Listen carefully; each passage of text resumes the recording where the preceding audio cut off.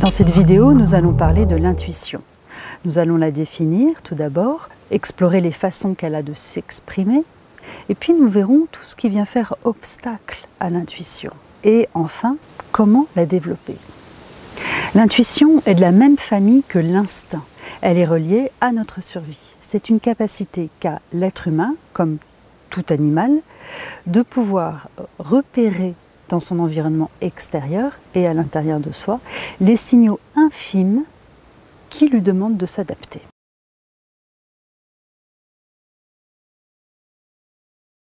Ces régions instinctives sont logées dans les parties les plus profondes de notre cerveau, dans notre cerveau qu'on appelle reptilien.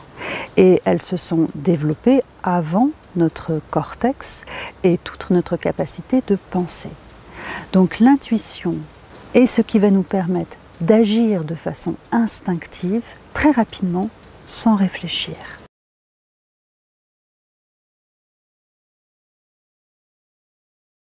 L'intuition est liée à une structure dans notre cerveau qui va recevoir toutes les informations de l'environnement extérieur et intérieur.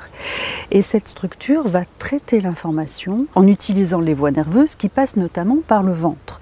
C'est pour ça que l'on parle de l'instinct viscéral. Et ça, nous en avons tous fait l'expérience de savoir par nos tripes, par notre ventre. Par exemple, nous rencontrons quelqu'un et nous sommes légèrement inconfortables. Il y a quelque chose dans cette personne qui nous met mal à l'aise. Et on le sait pas de façon rationnelle, on le sait avec notre ventre et notre corps. Donc l'intuition transmet une information par le corps. Et ça, c'est vraiment très important.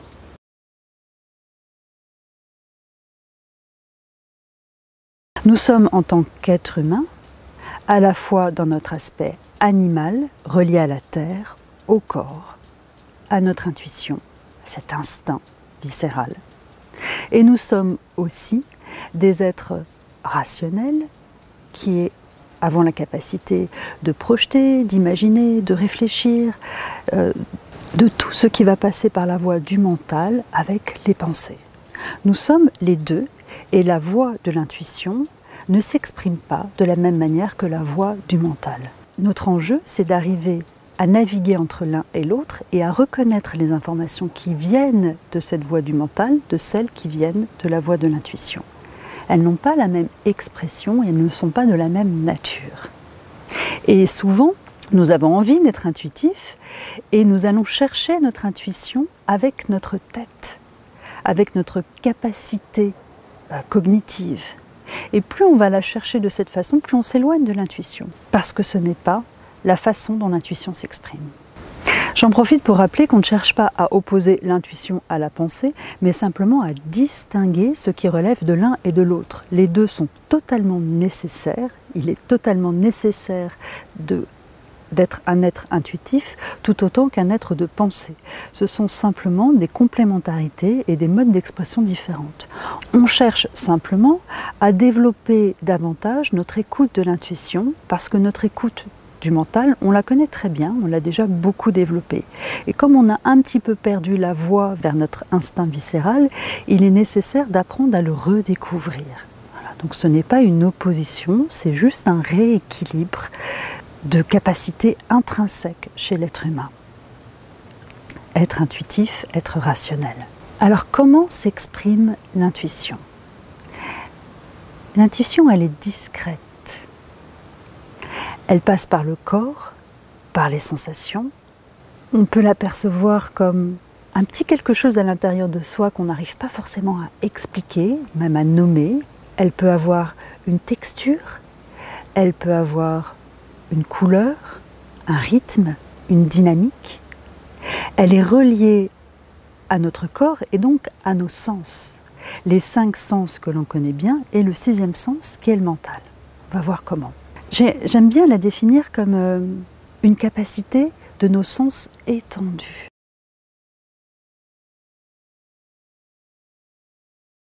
C'est-à-dire que l'on voit au-delà de ce qui est vu. On voit pas seulement ce que l'on peut étiqueter et reconnaître, un arbre, une personne, mais on voit par exemple les liens entre deux objets. Donc quand on commence à vouloir expliquer ses intuitions à quelqu'un, on est déjà dans ce premier obstacle qui est de devoir mettre des mots et d'expliquer rationnellement quelque chose qui se perçoit avec le corps. C'est comme ça. Donc une capacité d'essence étendue, voire au-delà de ce qui est vu. Alors vous pouvez entendre des mots à l'intérieur, ou vous pouvez entendre dans ce que quelqu'un vous dit une autre information, qui n'est pas contenue dans le sens des mots. Une personne vous dit une phrase, et vous captez au travers de cette phrase comme une autre vibration, qui est une autre information. Et vous savez, il y a vraiment cette notion de savoir, avec une forme de certitude, dès que c'est une intuition.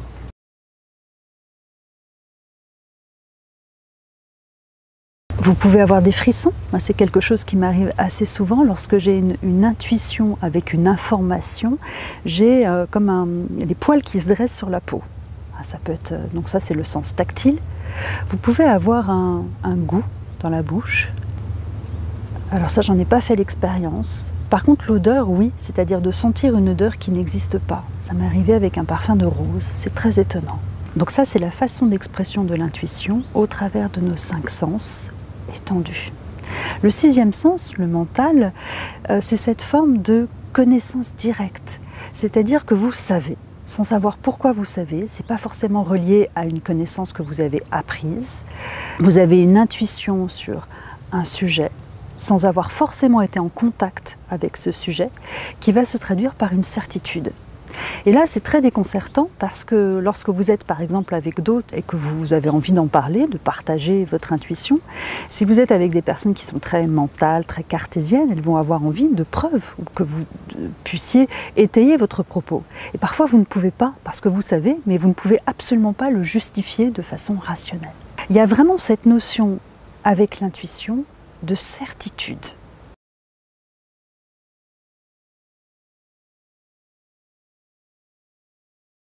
Et ne vous forcez pas à expliquer vos intuitions à des personnes qui ne comprennent pas. C'est un langage particulier.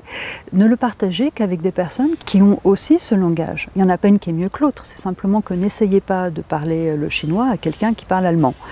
C'est un peu de la même nature. Parce que dans ce cas-là, vous allez essayer de vous justifier, d'expliquer. Du coup, vous allez simplifier l'information, le message. Vous allez essayer de le faire rentrer dans des cases pour que ce soit entendable. Et vous allez abîmer votre intuition et aussi ça va vous mettre du doute. Donc vous allez remettre en question vos capacités intuitives. Donc n'essayez pas, ne rentrez pas dans un partage autour de vos intuitions à quelqu'un qui n'est juste pas relié à cette façon de recevoir de l'information. C'est pas la peine. Continuons à explorer les façons dont on peut reconnaître l'intuition, toujours dans cette optique de la distinguer de la voix du mental. Lorsque vous êtes relié à votre intuition, vous pouvez parler sans savoir ce que vous allez dire la seconde d'après. C'est comme si les mots vous traversaient et que vous dites exactement ce qu'il faut, avec une forme de justesse. Je dis le mot juste et ce n'est pas ce côté bien ou mal, parce qu'en fait il n'y a aucun bien ou mal. Il y a simplement quelque chose qui est aligné par rapport à votre vérité. C'est votre vérité de l'instant et vous exprimez ce qui est juste pour vous dans l'instant. C'est quelque chose que j'ai souvent observé dans les formations, quand j'ai des groupes. Je prépare bien entendu, j'ai tout un ensemble de concepts, de connaissances parfois que j'ai besoin de transmettre.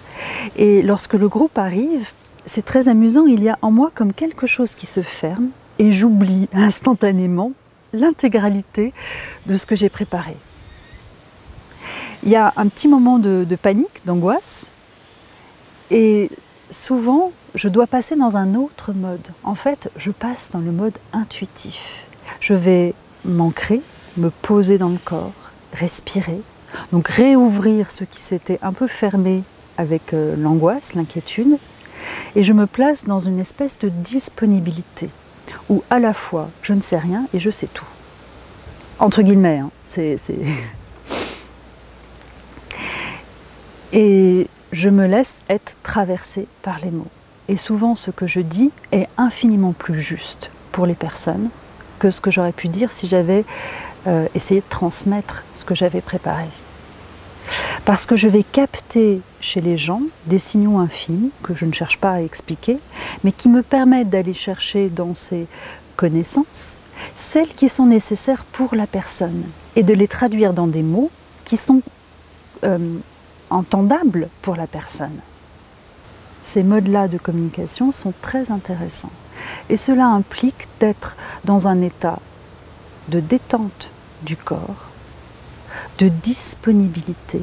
Il y a aussi une ouverture du cœur où on se relie à l'autre et on laisse les mots nous traverser.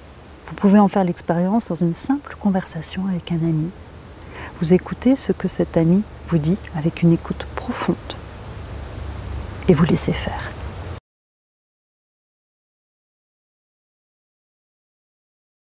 Il y a là-dedans un profond lâcher-prise. C'est pour ça que l'intuition va beaucoup se développer avec la méditation. Plus vous allez méditer, plus vous allez apprendre comment vous ancrer, déposer votre corps, le détendre, vous laisser être traversé.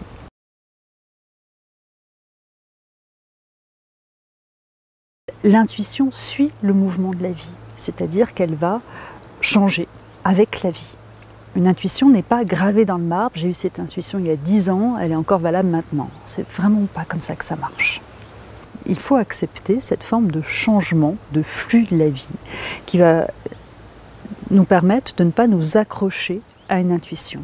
C'est une information dont nous avons besoin dans cet instant, ou que nous avons besoin de transmettre dans cet instant. C'est tout. L'intuition nous amène dans cet instinct viscéral, mais aussi dans la sagesse du corps. Et c'est un espace de confiance, de paix. On est complètement dans l'instant présent. Lorsqu'on est dans l'expression de son intuition, ou là, lorsqu'on est relié à son intuition, il n'y a pas du tout de notion de passé, de futur. Il y a comme une simultanéité de tous les temps, comme un temps présent qui devient extrêmement long. Là aussi, c'est un peu compliqué à expliquer, mais vous l'avez senti à certains moments, cet instant présent qui dure une éternité.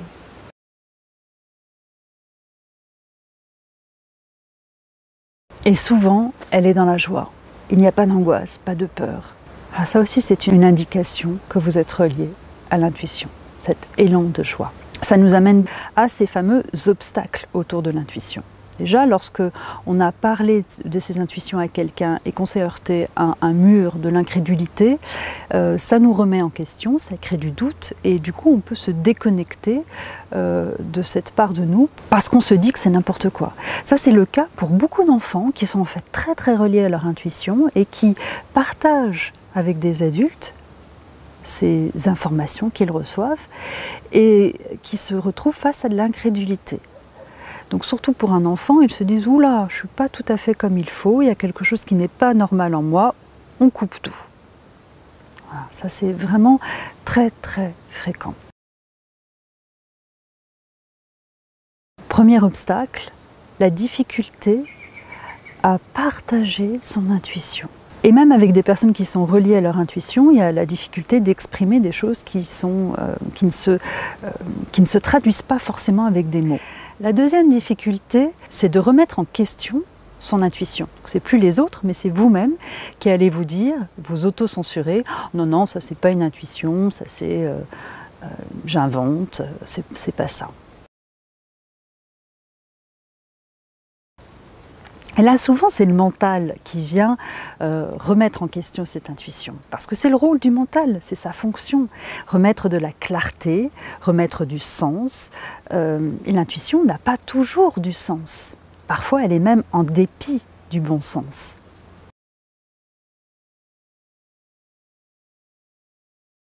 Et je vous raconte une petite anecdote qui m'est arrivée il n'y a pas longtemps, pour que vous puissiez voir comment le mental va venir questionner l'intuition. Donc je pars faire le marché et je prépare mon sac en ce moment avec les éléments indispensables, le masque. J'en prends un pour moi et j'ai l'élan d'en prendre un deuxième en me disant tiens, il faut que je prenne un deuxième masque. J'ai cette espèce de certitude à l'intérieur de moi. Tout ça, ça se passe vraiment dans une microseconde. Immédiatement, j'ai le mental qui me dit à quoi ça sert? Qu'est-ce que tu es en train de faire? Tu as déjà un masque pour toi, tu ne vas pas en prendre un deuxième. Voilà, il est neuf, tu ne vas pas le casser, tu ne vas pas le perdre. Ça ne sert à rien, repose ce masque. Et comme je suis un peu habituée à sentir ce qui relève de l'intuition et du mental, j'ai vu ce qui était en jeu et j'ai choisi en conscience de prendre 2 masques sans savoir pourquoi. Et au moment de passer pour aller au marché, il y a un souterrain qui est en fait une voie d'accès à la gare. Donc au moment d'entrer dans le souterrain, je vois un jeune gars qui est en train de farfouiller dans son sac, qui a l'air un peu paniqué, qui me regarde et qui me dit « Je dois prendre le train, je suis en retard et j'ai pas de masque, vous auriez pas un masque ?» Et là je lui dis « Si, tenez, il est pour vous !» Et je lui tends mon 2e masque. Voilà, cette petite anecdote est très révélatrice de ce moment clé où vous allez avoir l'intuition qui n'a pas de sens. Vous ne savez pas pourquoi, vous avez envie de faire ça, et dans le même instant, la voix du mental qui remet du sens et qui du coup vous coupe de l'intuition. Et le jeu, parce que c'est vraiment un jeu, c'est de repérer ce moment-là précis où il y a les 2 voix qui s'expriment. Alors moi j'ai beaucoup joué avec ça avant d'arriver à écouter mon intuition. J'ai longtemps un peu même challengé l'intuition en allant suivre la voix du mental qui me paraissait beaucoup plus raisonnable. Alors ça n'a jamais été des conséquences dramatiques, mais souvent j'aurais mieux fait de suivre mon intuition. Et à force de me dire j'aurais dû m'écouter, maintenant j'ai décidé de m'écouter même si je ne comprends pas. Et ça, vous vous êtes forcément dit à un moment donné, j'aurais dû m'écouter.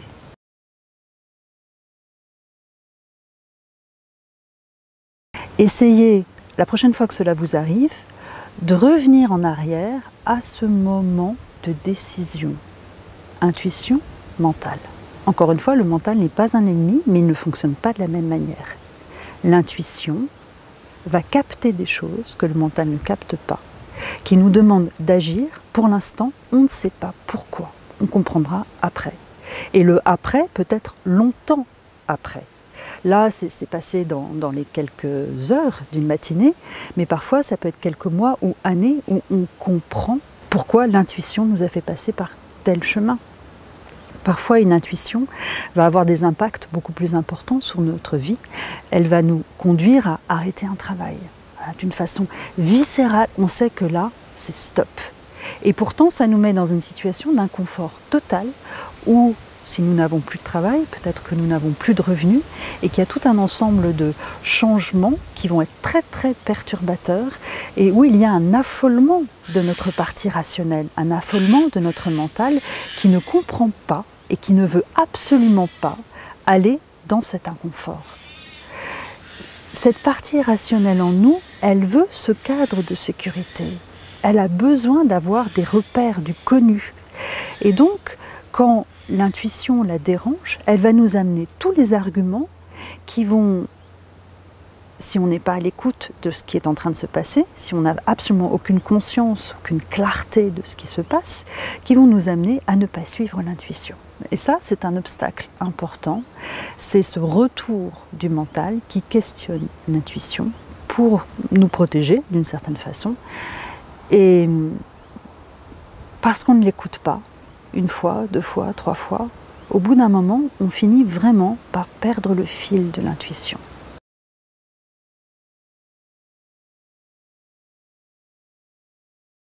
L'intuition, elle est souvent discrète. Parfois, elle peut être extrêmement marquée lorsque nous sommes dans une condition de survie. Là, vous l'avez peut-être vécu dans un accident grave, un accident de la route, où elle prend le dessus, elle vient comme court-circuiter toutes nos parties rationnelles pour que nous puissions nous adapter sans réfléchir. Donc ça, c'est les moments où vraiment, c'est très très fort pour nous, cette façon d'agir sans réfléchir. À part ces extrêmes, il faut apprendre à la reconnaître. Je vous ai dit tout à l'heure, l'intuition s'exprime avec peu de mots. Le mental, lui, va bavarder. Et c'est très intéressant, je le vois parfois dans des groupes, une personne qui a une intuition magnifique, qui l'exprime, et souvent il y a 1 mot, 2 mots, et en fait ça suffit. Et comme elle a l'impression que ça ne suffit pas, qu'il faut en rajouter un peu plus, parce que ça implique là-dedans, il y a une forme de vulnérabilité, parce qu'on se met à nu lorsqu'on transmet une intuition. Il y a quelque chose de l'ordre de son intimité que l'on dévoile. Souvent, un peu par pudeur, on vient rajouter des mots et on explique l'intuition. On essaye de remettre du sens autour de l'intuition. Et ça, il y a un bavardage qui s'invite, et c'est le mental. Laissez-le faire, mais reconnaissez ce qui est de l'ordre de l'intuition et ce qui est de l'ordre du mental.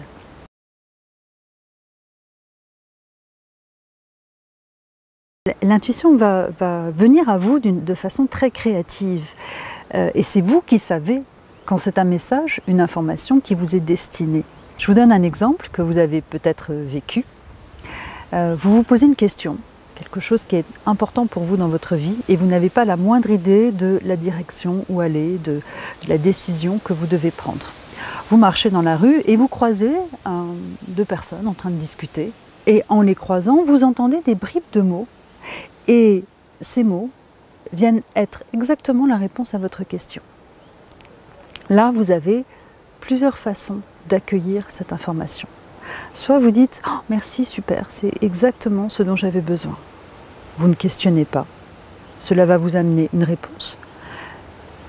C'est farfelu, peu importe, vous êtes juste dans l'accueil, j'en ai besoin, je prends. Super. Vous pouvez aussi vous dire « oh, mais vraiment, c'est du pur hasard, c'est n'importe quoi, ça n'a rien à voir, je laisse tomber ». Ça, c'est le mental qui veut ramener du sens. Et pour lui, cette façon d'aller prendre de l'information n'a rien de rationnel. Donc dans ce cas-là, hop, on se coupe de l'intuition. Mais vous pouvez aussi commencer à vous dire « oh, c'est un signe de l'univers ». Et puis vous voyez des signes de l'univers partout, et vous êtes dans une surinterprétation des signaux que vous allez en fait fabriquer en allant les chercher dans l'extérieur. Faites attention en fait quand vous êtes en train de basculer un peu dans des extrêmes. Tout devient signe, il n'y a aucun signe. L'intuition va s'exprimer dans le corps, avec une certitude, et c'est pas forcément extraordinaire. C'est juste une information dont vous avez besoin. Et souvent j'ai remarqué que lorsque j'avais une intuition qui m'amenait exactement la bonne information dont j'avais besoin, il y a un élan de joie, de gratitude, il y a une ouverture du cœur. Et c'est complètement naturel, c'est pas quelque chose que je viens forcer. Donc ça peut être un signe aussi, une indication pour votre boussole intérieure, qui vous permet de vous reconnaître qu'il s'agit d'une intuition et non pas d'une fabrication mentale.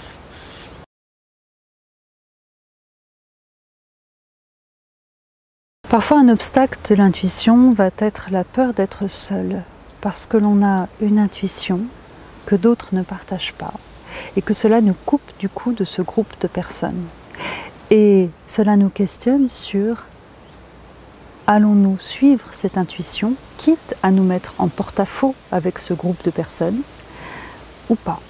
Si je reprends l'exemple de l'intuition qui nous dit quitte ton travail, quand tout le monde à côté nous dit « tu vas te planter, c'est pas ça qu'il faut que tu fasses, c'est ça », cela demande un certain courage et cela demande aussi de rencontrer sa solitude que de suivre son intuition en dépit de tout ce que l'entourage peut nous dire.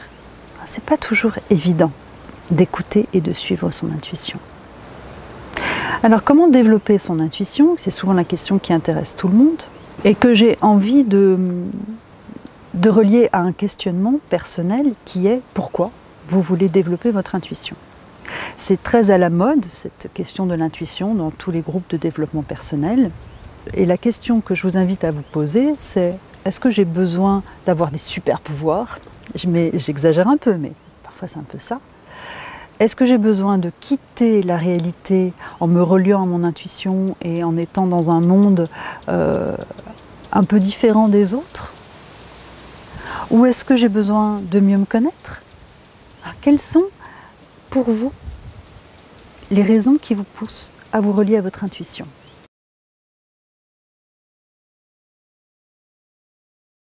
Pour moi, ce qui est très important, c'est que l'intuition me permet de me relier à ma sagesse profonde pour qu'elle se diffuse dans mes actions au quotidien.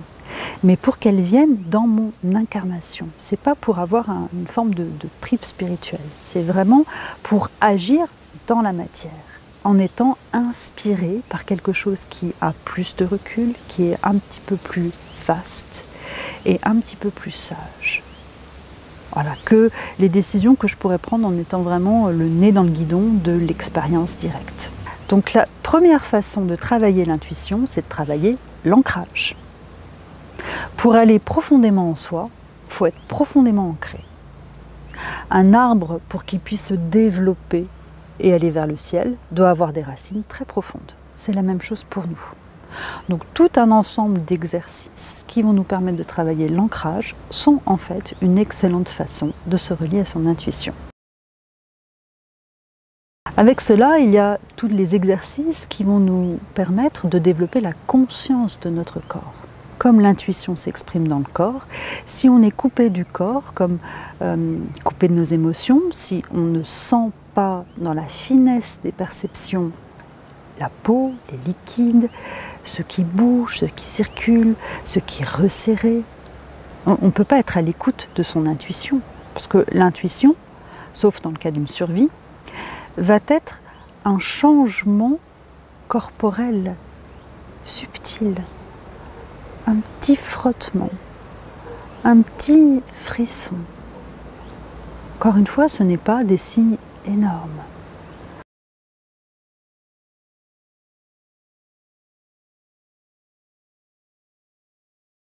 Ancrage, développer la conscience corporelle, ouvrir son cœur. La porte d'entrée vers l'intuition, c'est la voie du cœur. Et là, c'est aussi très concret. Ouvrir son cœur, ça veut dire déjà détendre tous les petits muscles autour du cœur. Réouvrir sa cage thoracique. Sentir ce qui vient bouger, circuler. Donc remettre de la capacité d'élasticité, de mouvement dans notre cage thoracique. Et souvent, elles sont un peu figées, parce qu'il y a beaucoup d'émotions autour de cette partie-là de notre corps. Elles sont un peu resserrées aussi par nos postures devant des écrans d'ordinateur. On va avoir quelque chose qui vient se refermer dans les épaules. Donc il y a vraiment cette souplesse, détente de toute la cage thoracique.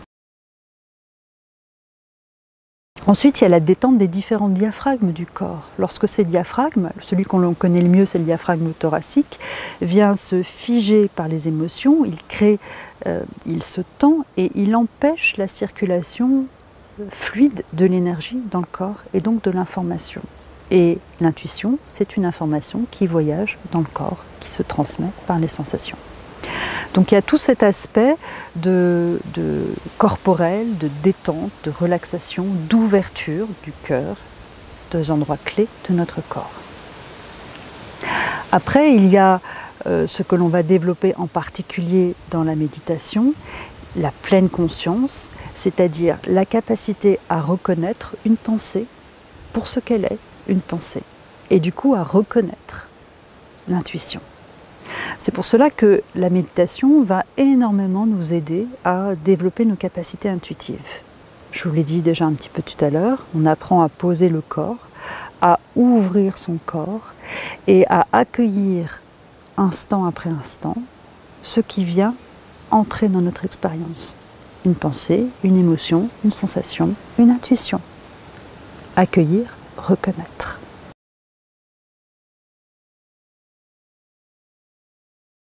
Donc l'intuition est une présence en nous que chaque être humain a. C'est une capacité intrinsèque. Il n'y a pas des gens qui sont intuitifs et d'autres qui ne le sont pas. Il y en a en revanche qui ont développé leur écoute de l'intuition et leur capacité à être en lien.